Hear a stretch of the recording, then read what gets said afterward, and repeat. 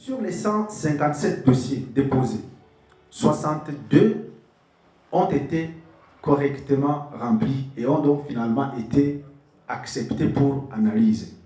Je dis 62 ont été acceptés et ont donc finalement été envoyés dans le département chargé de l'analyse. 95 ont été rejetés parce qu'ils étaient mal remplis. C'est-à-dire que pour les 95, nous n'avons même pas procédé à l'analyse. Nous les avons tout simplement rejetés. Et 62 ont été envoyés vers le département d'analyse. Quels sont donc les dossiers sur les 62 finalement qui ont été analysés? 28 dossiers ont été acceptés pour financement. Certains d'entre eux avec une injonction de refaire certains calculs ou de revoir certains éléments. 44 dossiers ont été renvoyés. Alors quand je dis que les dossiers ont été renvoyés, ce n'est pas que nous avons complètement rejeté les dossiers, mais nous avons renvoyé dans le sens d'inviter les promoteurs à soit modifier, c'était des dossiers qui soit étaient, les montants qu'ils demandaient étaient au-delà des capacités du PAEJ, comme un jeune qui demande, qui veut innover, n'est-ce pas, dans le domaine des transports au Burundi, mais qui demande 5 milliards, c'est impossible de pouvoir donner 5 milliards à un jeune, ou d'autres qui donnent des projets certainement intéressants, mais qui n'ont pas de pertinence dans le contexte. Vous ne pouvez pas demander que vous allez construire des tramways à Bujumbura, ça ne peut pas être facile.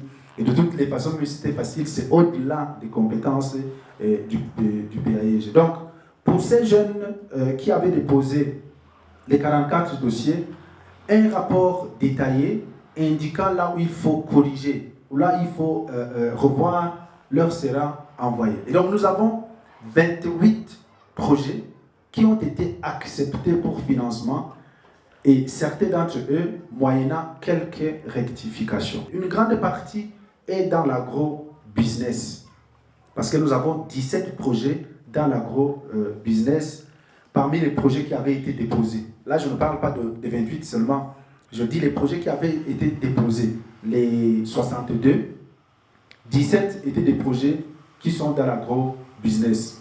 C'est-à-dire, vous comprenez que finalement, jusqu'à aujourd'hui, l'agriculture se présente aux jeunes comme l'un des domaines de prédilection pour leur entrepreneuriat. 7 projets étaient des projets du domaine de l'industrie, donc la petite et la moyenne. Un dossier dans le domaine de l'énergie, un dossier dans le domaine des petits métiers et 2 dossiers dans le domaine commercial. Donc par catégorie, comme je disais, donc nous avons 16 et puis nous avons 12 dossiers pour la 3e catégorie. Maintenant, la répartition des 26 dossiers par province. Il se trouve que la province de Gitega, la province de Bujumbura-Mairie a 10 dossiers. La province de Bujumbura-Mairie a 10 dossiers parmi les 26, les 28, autant pour moi. La province de Gitega a 6 dossiers qui ont été, 6 projets, autant pour moi, qui ont été acceptés. Donc la mairie de Bujumbura, 10 projets qui ont été acceptés. La province de Gitega, 6. La province d'Ongozi, 3. La province de Muyinga, 1 projet. La province de Rutana, 1 projet. La province de Bubanza, 2 projets. La province de Mwaro, 1 projet. Rumonge, 1 projet. Makamba, 1 projet. Bujumbura, 1 projet. Et Kirundo, 1 projet. Vous comprenez qu'il y a donc des provinces qui ne figurent pas encore sur cette liste.